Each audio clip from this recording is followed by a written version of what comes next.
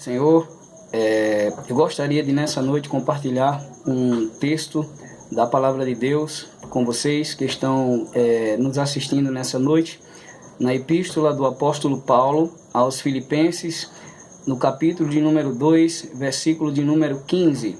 Filipenses capítulo 2, verso 15, que diz assim: para que sejais irrepreensíveis e sinceros, filhos de Deus, inculpáveis no meio de uma geração corrompida e perversa, entre a qual resplandeceis como astros no mundo.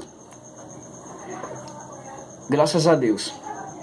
Queridos, esse texto ele fala muito profundo ao nosso coração, pois é uma reflexão que o apóstolo Paulo ele trouxe à igreja que estava localizada na cidade de Filipos, uma cidade de cultura grega, e vivia, é claro, sob o poderio do Império Romano.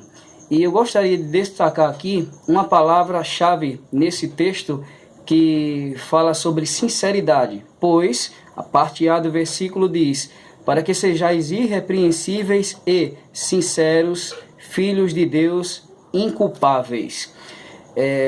Eu gostaria de falar um pouco a respeito da etimologia da palavra sincero, que vem de sinceridade. Então, a palavra sincero, ela tem a sua origem latina, mas também a sua origem grega. Então, a palavra sincero, ela vem do latim, que significa sincera. E observando a cultura da época, inclusive em alguns lugares remotos hoje, tanto aqui no Brasil como fora dele, essa questão era muito forte. A etimologia, o significado da palavra sincera. Pois, é claro, que o comércio era um comércio muito forte, o comércio da cerâmica no mundo antigo, tanto no Antigo quanto no Novo Testamento e em outras culturas. E era muito comum as pessoas estarem comprando constantemente pratos que eram feitos de barro, potes que eram feitos de barro, vasilhas. Então era uma indústria que movimentava muito dinheiro, a indústria da cerâmica, e eram objetos que eram feitos para a utilidade do lar, mas que consequentemente se quebravam com muita facilidade. Então existiam oleiros íntegros, os quais agiam de boa fé, mas também existiam aqueles que, visando apenas o lucro pessoal, eles agiam de má fé.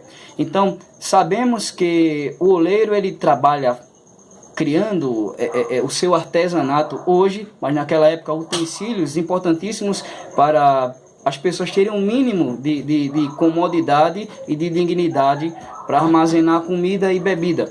Então, alguns oleiros, quando preparavam o vaso ou o prato, colocavam no forno para serem queimados pelo fogo e receber assim uma robustez.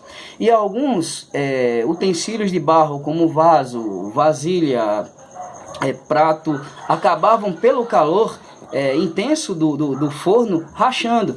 Então, um oleiro que era íntegro, ele descartava aquela peça, mas existiam aqueles que agiam de má fé, então pegavam aquela peça rachada, colocavam cera e colocavam para secar e todo o processo, e acabavam repassando aquela mercadoria avariada, aparentemente boa, em perfeito estado para uso posterior.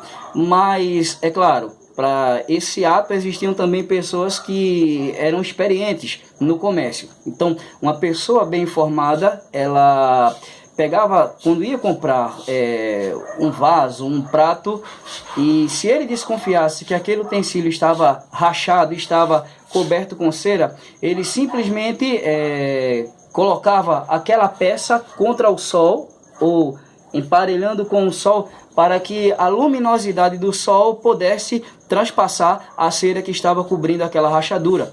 Pelo fato da cera ser de cor opaca, então dava-se para enxergar a luz do sol. Então temos duas palavras de origem tanto grega como latina. A primeira, sincero, que significa sem cera, e a segunda, que vem do grego, que tem uma coligação, uma ligação muito forte, que significa testado pelo sol. Então, conjecturando para os dias de hoje, o que é que nós podemos extrair desse texto, tanto no contexto teológico, como no contexto devocional, como no contexto cultural. Então, que nós possamos ser vasos de Deus, não rachados, não com cera, mas falando sempre de forma sincera e verdadeira. Então, o vaso aparentemente parecia estar em perfeito estado. Parecia que ele saiu perfeito das mãos do oleiro, mas ele poderia estar rachado e coberto com cera que servia para camuflar, para maquiar uma peça que estava avariada. Então, a palavra sincero, ela vem do latim sincera.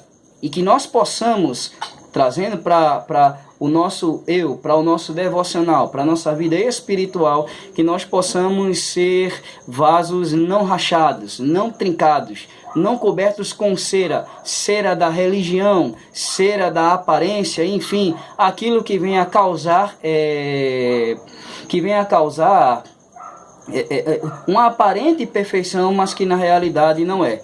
Então, tinha-se toda essa cultura de alguém, um oleiro experiente e usando de má fé, colocar cera no vaso para que ele pudesse ser repassado ao comércio. E futuramente, é claro, se ele estava com cera, ele iria vazar e iria se denunciar aquele vaso que não estava em perfeição plena. Então, que Deus nos abençoe e que nós possamos ser sinceros, ser sem cera ou sermos sem cera. E também lembrando da palavra que vem do grego, que significa testado pelo sol. Pois se o nosso vaso, se a nossa vida ela estiver trincada, rachada, estiver algum elemento de cera, algum elemento estranho que não faça parte de nossa vida espiritual, nós seremos testados pelo sol. E a Bíblia diz que Jesus é o sol da justiça, no livro de Malaquias.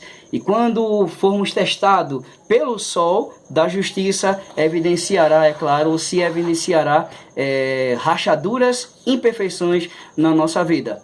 Que Deus em Cristo nos abençoe e que possamos guardar essa palavra em nossos corações.